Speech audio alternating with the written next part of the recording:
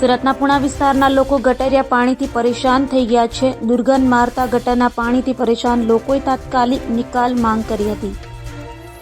સુરતના પુણા વિસ્તારમાં ગટરિયા પાણી ઉભરાયા હતા. દુર્ગંધ મારતા ગટરના પાણીથી લોકો ત્રાહિમામ પોકારી ઉઠ્યા છે.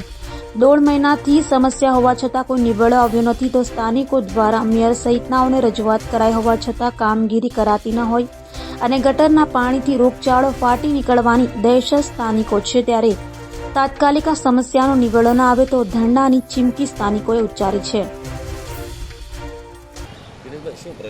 પ્રશ્ન છેલ્લા 1.5 મહિનાથી આ લક્ષ્મણનગર કે જે સૌથી વધારે આ વિસ્તારનો લોકોની અવરજવર કરતો હોય તો આ વિસ્તાર છે.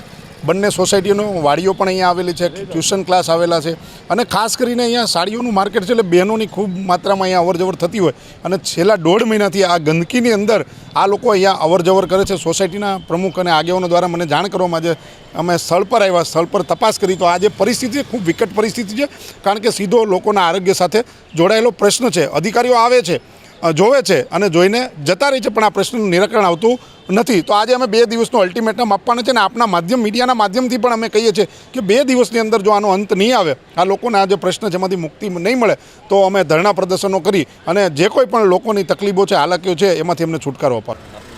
દિલીપભાઈ સાંગાણી. અત્યારે અહીંયા 40 થી 45 દિવસ આ પાણી નીકળે છે. બધા અધિકારીઓ રોજ સવારમાં આવે છે અને સવારે 9 થી 11 સુધી જ પાણી આ નીકળે છે અને માણસો અહીંથી અવરજવર વધારે છે. કાદવ ને કીચડ થાય છે બધો અહીંયા. રજૂઆતો તો બધાને રજૂઆત કરી છે. રોજ અધિકારીઓ આવે છે, ફોટા પાડે છે અને આશ્વાસન આપે છે, પણ આનું કાંઈ નિરાકરણ થતું નથી. ઘનશ્યામભાઈ. આ 1.5 મહિનાથી પાણીની કાયમિક સમસ્યા છે. અમુક બોરમાં પાણી ખરાબ ગરી ગયા છે, ઝાડા ઉલટી થઈ જાય છે અને અહીંયા 2 વાડીઓ છે, માર્કેટ છે, ટ્યુશન ક્લાસ છે. બહુ તકલીફ પડે છે ભાઈ.